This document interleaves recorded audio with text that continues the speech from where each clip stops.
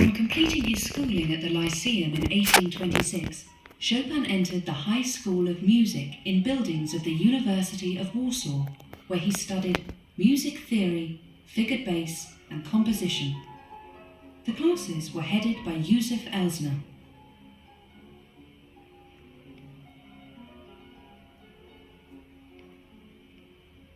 Elsner was to recall, "In teaching composition, one should avoid giving prescriptions, especially to pupils whose talents are evident. Let them find them out for themselves, so that they may, on occasion, exceed themselves." Chopin was influenced by the works of Polish composers, including Józef Elsner, Karol Kurpinski, and Maria Szymanowska. He also admired pianists such as John Field, Ignaz Moscheles, and Friedrich Wilhelm Kalkbrenner. He attended many concerts and operatic productions as well. He heard concerts by the Italian violinist and composer Niccolò Paganini and Johann Nepomuk Hummel, the virtuoso pianist who had studied with Mozart. In 1827, after the death of little Emilia, the family moved again,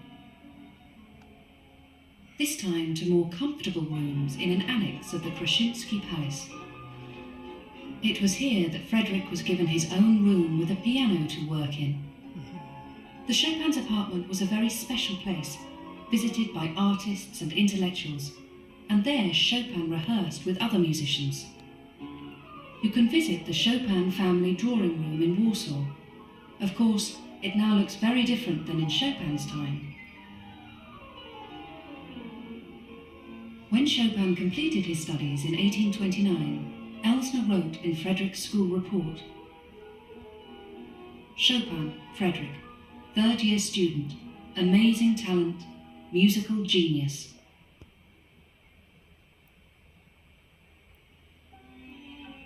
For Frederick's practical father, however, there was no question of his son playing for money. Mikołaj wanted Frederick to enter a profession, but the people Frederick was mixing with were moving him in a different direction. The shy teenager was coming out of his shell. With a keen sense of humour and perfect manners, Chopin became a very popular guest at parties. Encouraged by other guests, he would improvise at the piano for hours.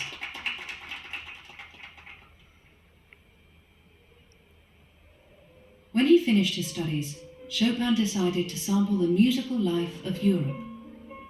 In 1829, after a brilliant debut in Vienna, there was no turning back. On the 11th of October 1830, Chopin performed his farewell concert at the National Theatre in Warsaw. On the 2nd of November, he said goodbye to his parents and Poland.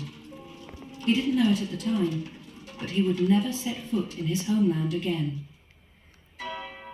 There was an uprising for Polish independence, which failed in the end. Russia inflicted terrible punishment on Poland.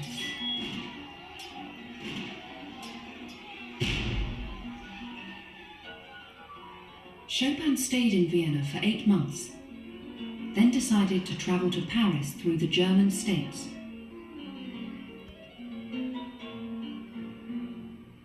While in Stuttgart, he learned that Russian troops had captured Warsaw. In his diary, he wrote of his terrible sadness. Chopin arrived in Paris on the 5th of October, 1831.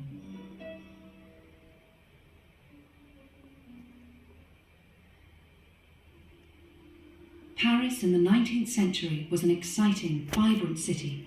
French Romanticism in all the arts had just begun. Needless to say, the 21-year-old Chopin fell in love with the city immediately. Within 2 years, Chopin was one of the brightest rising stars in Paris. He met other famous pianists, Kalkbrenner, Pixis, Liszt, Hiller, Alcan, and Zimmermann. He also met composers Bellini, Meyerbeer, Berlioz, and many others. The painter Eugène Delacroix became Frédéric's good friend and regular companion. To earn money, Chopin gave piano lessons to wealthy aristocrats and middle-class people, and of course, published his compositions. For the first time in his life, he was independent, and it suited him.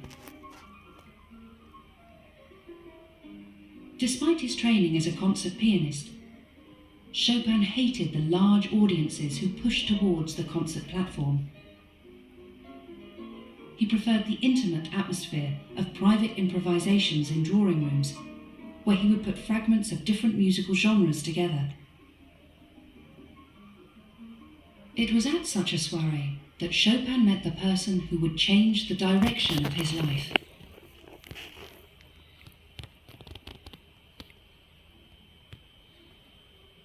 Amandine Aura Lucille Dupin, or as she liked to be known, George Sand, was a very controversial person. She did not follow the usual female conventions of the 19th century. She smoked cigars. Sometimes she dressed like a man. She had lovers. She wrote romantic novels, plays, criticism and essays. She was divorced, with 2 children, Solange and Maurice, and she was not ashamed of her position. Even worse, she was a socialist